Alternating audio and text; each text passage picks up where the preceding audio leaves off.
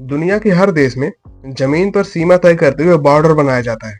जैसे भारत का जमीनी बॉर्डर पाकिस्तान, चाइना, नेपाल, बांग्लादेश और भी अन्य देशों से लगा हुआ है, भूटान वगैरह से भी लगा हुआ है। बता दें कि हर देश की जमीनी सीमा के अलावा समुद्री सीमा भी होती है। समुद्री सीमा का मतलब है कि समुद्र में उस देश का कितना अधिकार है। अब ऐसे में सवाल आता है कि किसी देश के लिए समुद्र के अंदर सीमा कैसे तय किया जाता है। इस वीडियो में हम इसी बारे में जानेंगे।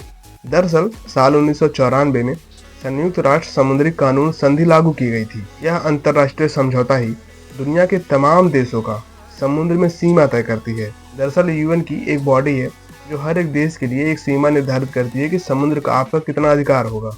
इस समझौते के मुताबिक हर देश की समुद्री सीमा 3 हिस्सों में बांटी गई है, जिनमें आधार सीमा, क्षेत्रीय सीमा और एक्सक्लूसिव इकोनॉमिक जोन आते हैं। अब आधार सीमा क्या होता है ये हम जान लेते हैं। देखिए, किसी देश का समुद्र में आधार सीमा जमीनी सतह से 12 नॉटिकल मील यानी करीब 22 किलोमीटर तक होती है।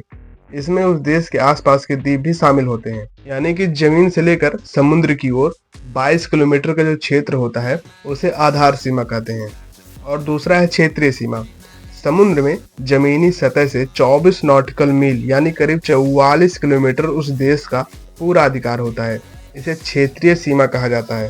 पहला है आधार सीमा जो कि लगभग 22 किलोमीटर तक होता है, और दूसरा है क्षेत्रीय सीमा जो कि लगभग 44 किलोमीटर तक होता है, यानी कि जमीनी सतह से लेकर समुद्र की तरफ 44 किलोमीटर तक उस देश का पूरा अधिकार होता है। अब तीसरा आता है एक्सक्लूसिव इकोनॉमिक जोन।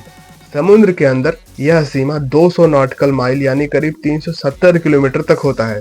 इस सीमा के अंदर देश किसी भी तरह का समुद्री व्यापार कर सकता है, यानी कि जमीनी सतह से लेकर समुद्र की तरफ 370 किलोमीटर तक का जो क्षेत्र होता है उसे एक्सक्लूसिव इकोनॉमिक जोन कहते हैं, और वो देश इस क्षेत्र में कुछ भी कर सकता है। भारत की समुद्री सीमा लगभग 7,516 किलोमीटर लंबी है।